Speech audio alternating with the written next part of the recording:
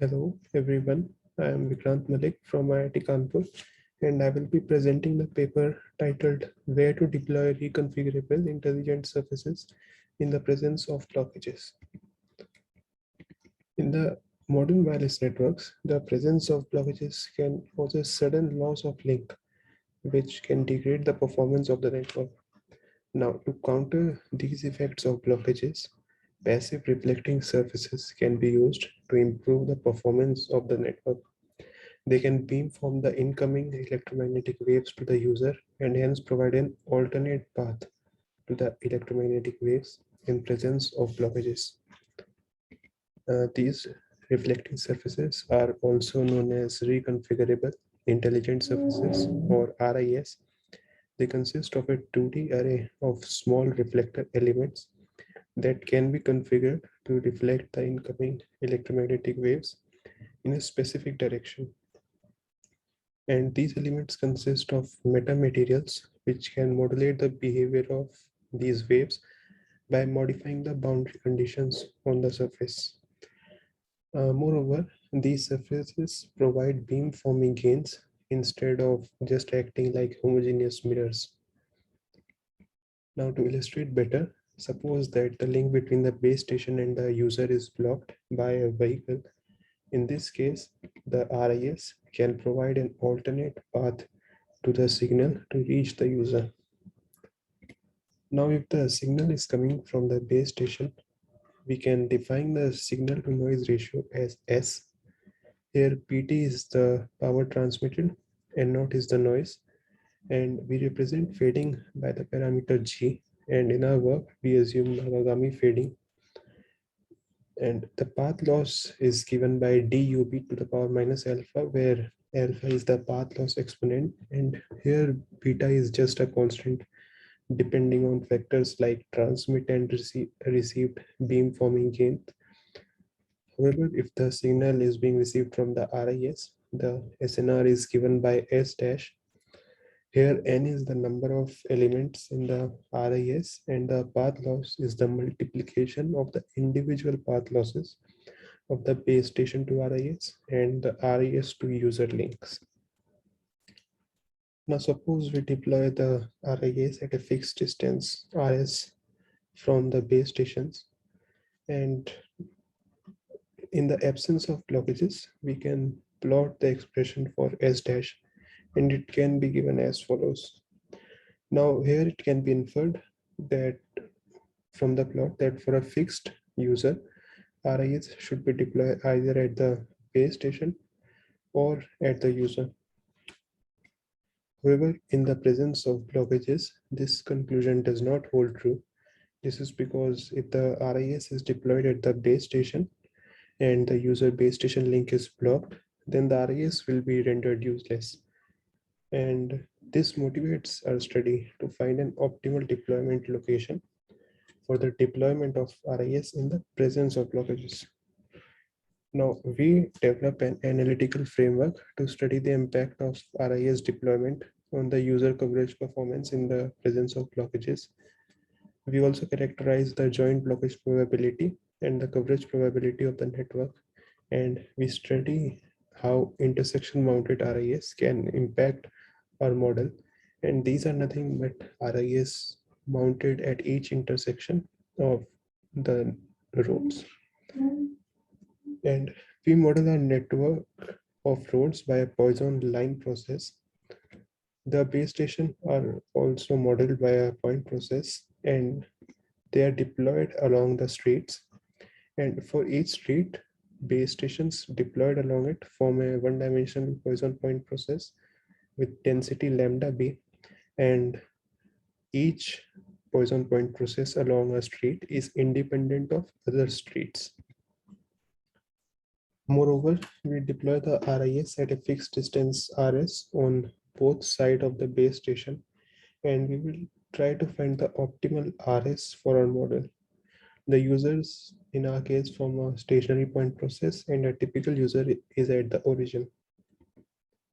We also model the blockages as a Poisson point process along the street with density lambda v and a fixed height hv.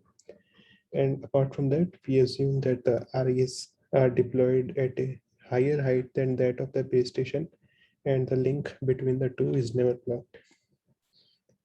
Now we need to find the probability that the base station to user link is blocked.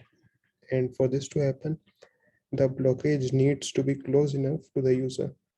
More specifically, as can be seen in this diagram, we can calculate the distance x such that if a blockage is present within x meter of the user, it would mean that the link between the user and base station is blocked.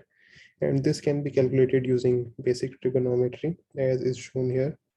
And the probability that there will be no blockages is nothing but the void probability of the Poisson point process of the blockages, which is given by exponential minus lambda v into this distance x.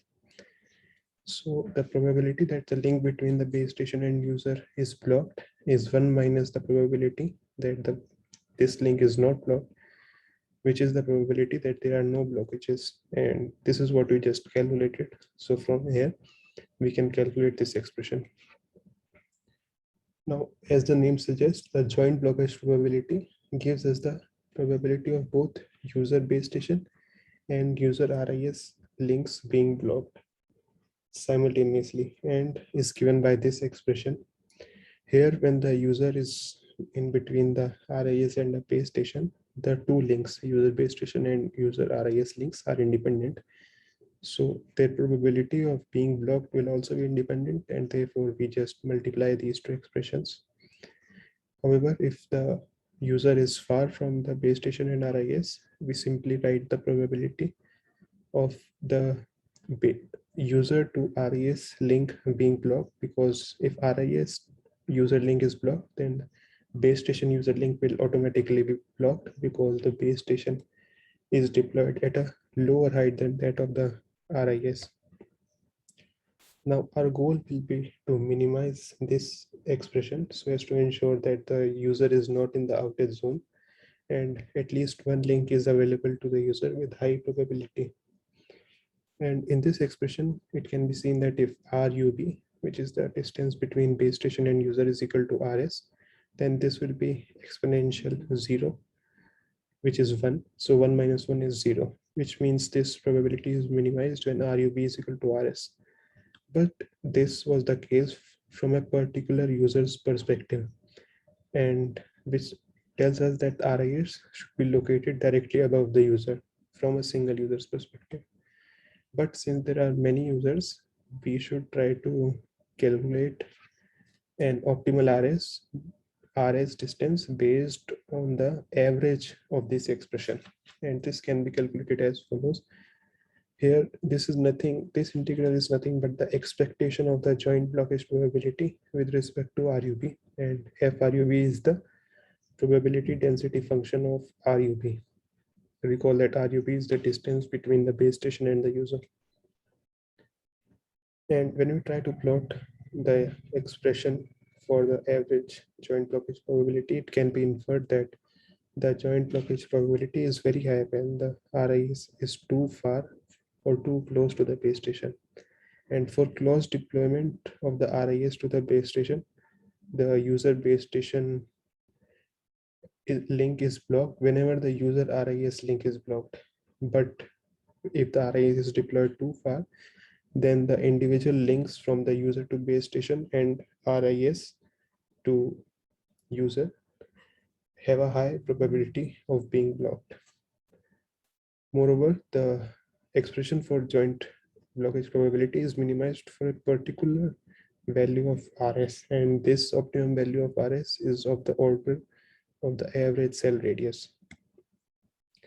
And another important performance metric that we can consider to optimize our model is the SNR coverage or the coverage probability, and it can be defined as follows.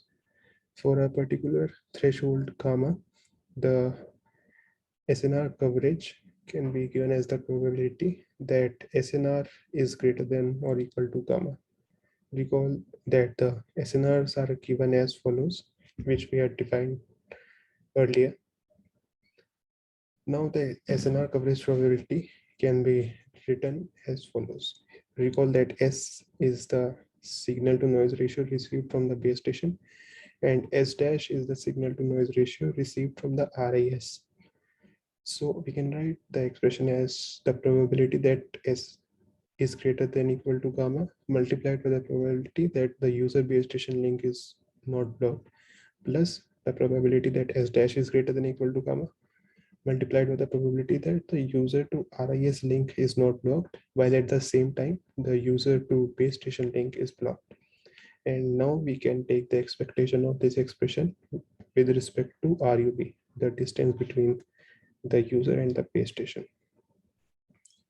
Now, since RIS mounted at the intersection of roads will have more users in their line of sight, we can mount additional RIS at each intersection of the streets. So when the user base station and user RIS links are blocked, the user can attempt to connect to the intersection mounted RIS. And this can result in a higher coverage probability and may be beneficial for the network. So let the event that the link between a user and the intersection mounted RIS is blocked is given by EX.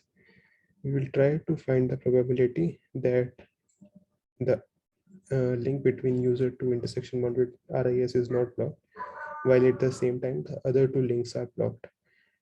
And this will be useful by calculating the coverage probability in this case. And it can be given by this expression. Note that when RIS is when the link between the user to RIS is not blocked, there has to be no blockages between a particular within a particular distance from the user, as we have seen earlier. And this is the void probability, which is given by exponential minus lambda v hv by hs rux. And since the other two links are independent from this link, we simply multiply this probability PEB comma ES, which we have already derived. And the SNR from the intersection mounted RIS can be written as follows. Here, it is given by S double dash, and the expression is similar to S dash, which was the SNR from this RIS, except from the fact that these distance or the path losses have been changed, and dux is the distance between user to intersection RIS, and dxb is the distance between intersection RIS to some other base station. Now the coverage probability can be written as follows.